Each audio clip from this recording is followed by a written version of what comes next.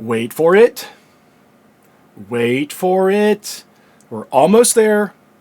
We're going to see here in a second, we're going to be able to cinch down on that latch to take this portable tilt mount and get our antenna up, and of course, get our antenna down.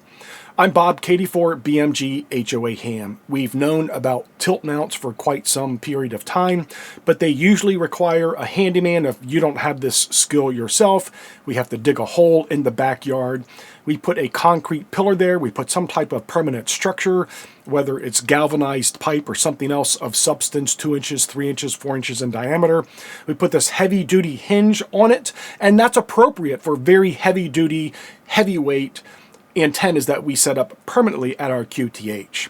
With this setup, we have the ability to set up antennas in our backyard for the long term, and we have the ability to go portable with a ground spike with these particular mounts that are marine mounts. This is taken from the marine industry, boating, and these are incredibly heavy-duty mounts. The thickness of these, the weight of these, the strength of these, the teeth that interlock when you want to put up your antenna, combined with this marine adapter, which is really 2 adapters in one, that let us use these marine tools, these marine adapters, and it gets us 3/8 by 24 in multiple applications. So here's how we're going to pull this off. I'm going to take this radial nut off of the ground spike because this is going to have to slip over this marine adapter. And yep, I have soft soil here in Tampa Bay. This is a 21-inch spike. All right, I think I just hit a root from that massive tree that was here, but you get the idea. I'm probably 18 inches into the ground. So this right here is a marine adapter, and this is the magic. So right here I have the ability to adjust it and put it over top of this ground spike, this top section, which is I think 1 inch in diameter. We could put this onto a piece of pipe that's stuck in the ground. And I'm going to show you another way later with a little bit of a different adapter to bolt one onto a back porch or to a post. Hopefully I have my hex key. I do, it's in my pocket. So we're just going to tighten this down on top of the ground spike. No magic here, you know what this is. And I'm going to cinch on it pretty tight because we're going to put some large antennas on top of this. All right, that's not going anywhere. So I think you can probably already see the magic. With this lever, I can cinch down and pull these teeth tight together, or I can loosen it up and I can pivot up and down. Well, I don't yet have anything that works for amateur radio, do I? Nope, not yet. Give me a second. So this is the marine adapter that Chameleon Antenna recently introduced. And I don't think people yet understand the versatility of this. This is 2 adapters in one. So there are multiple mounts to use with marine antennas, and that's what these large threads are. So this would be used for a boat, or taking a marine antenna and using it on dry land, which I have demonstrated. But notice we also have a 3/8 by 24 here and a 3/8 by 24 here. This is 2 separate adapters. It has the arms sticking out the side because we're going to need leverage once we torque this down on either this adapter or you use the 3/8 by 24 male stud. You need some ability to not need a pair of channel locks to pull this off because you don't want to mar your equipment. So we're just going to put this on top of this adapter. All right, you can see the magic now, can't you? Look what I have here. I have a 3/8 by 24. So now all of a sudden I have a tilt mount. And if I cinch down on this, now I have something that is as strong as my ground spike is. Now I take my blank adapter and I am ready to have an antenna that I can raise up or lower. So you remember it was just a couple of months ago that I set up my military extension, put a HOA adapter on it, put my SS25 and created a quarter wave 40 meters, which is an awesome antenna, backyard in an HOA. Now you have some way to do that portable. You could take this to a portable setup and very easily tilt this section over and deploy the rest of it, assemble it, and then tilt it up. So let's go ahead and show you that, because you can do something portable. Here I have the ability to set up an antenna quickly and lower it quickly in the HOA. Say I want to operate late at night, think about field day, something you're taking portable. Now we don't have to have a concrete sleeve in the ground with a permanent post or a permanent pipe. See, that's how simple this is. Lowering it down. Now I'm just going to set the rest of the antenna up.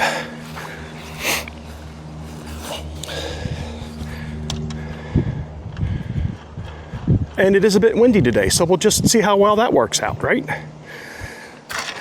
Got my SS25 out.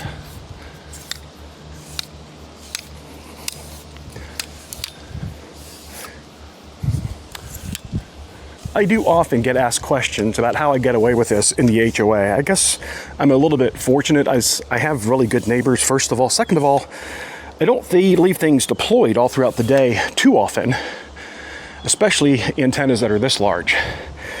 So these will go up late at night.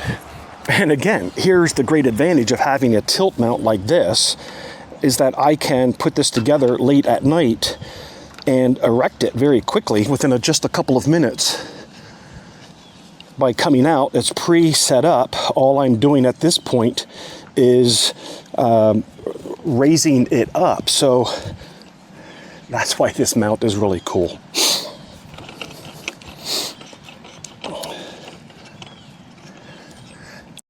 So my mechanically inclined brain says, instead of starting at the end and walking in, which is going to create bounce at the end, if I start right here, where I have a pretty solid mill extension and I've got some flex to the SS25, if I start raising right here and keep a steady flow up, that I should minimize bounce and stress on the joints. And these antennas can take that, but you do want to keep it to a minimum. So let's give this a try. Slowly raise it up.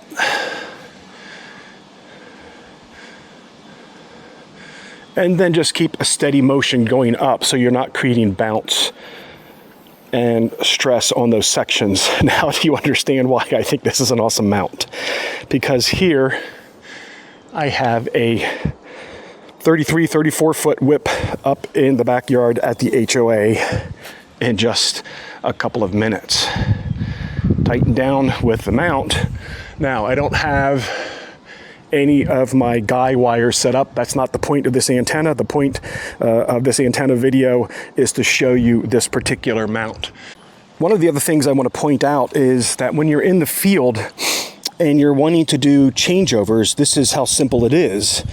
You don't have to disassemble everything about the antenna. And when I'm talking about out in the field day, POTA, obviously this is not a soda piece of gear. This is heavy, heavy duty. But here, and if you want, you can lock this in place while you're working on the antenna. I'm just removing my blank adapter because now I want to put a matching unit on here. And I want to put a matching unit on here because I'm going to basically deploy with the MPass 2.0 vertical. And as you can see, everything is MPass ready. Everything is interchangeable. Radial puck, the marine adapter, the 5-to-1, the blank. This is one of the things that Chameleon does that's really great, is they make gear that is interchangeable.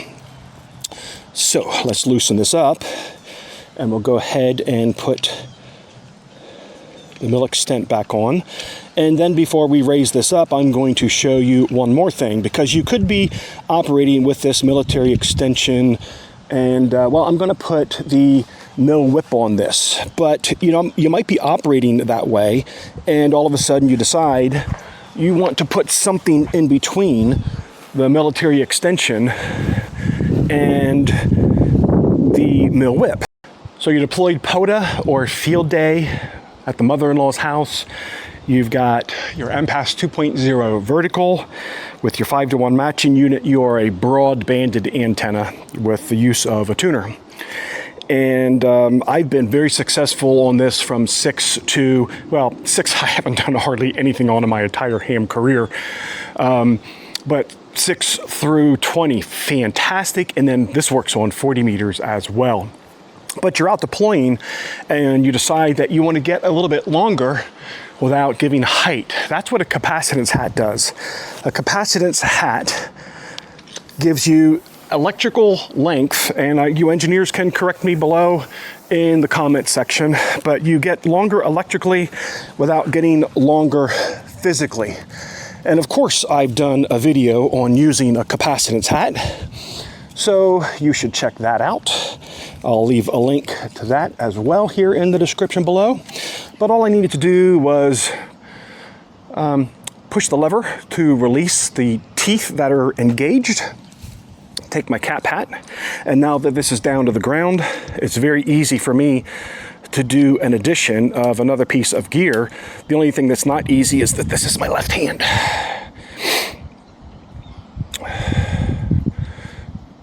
All right, so the cap hat is now on. Now here we're going to have a little bit of, drag on the threads because I'm angled. So try to get this as straight as possible. The stud in the cap hat is free floating. So in this particular case, I can see that it was taking up most of the space inside the hub. So all I did was back it off. I have a gap here. We'll take care of that in a second. I have about half of the space available right now on the inside of the hub. I'm lifting up the end, and now I'm going to screw in my military whip, get it firmly seated, then we'll spin. All right, I can feel that I've hit the stud, and now we can tighten everything down, because once we get electrically longer, we also want to have conductivity here completely in this. So all I'm doing is getting that threaded stud completely seated in this section of the military extension. There we go.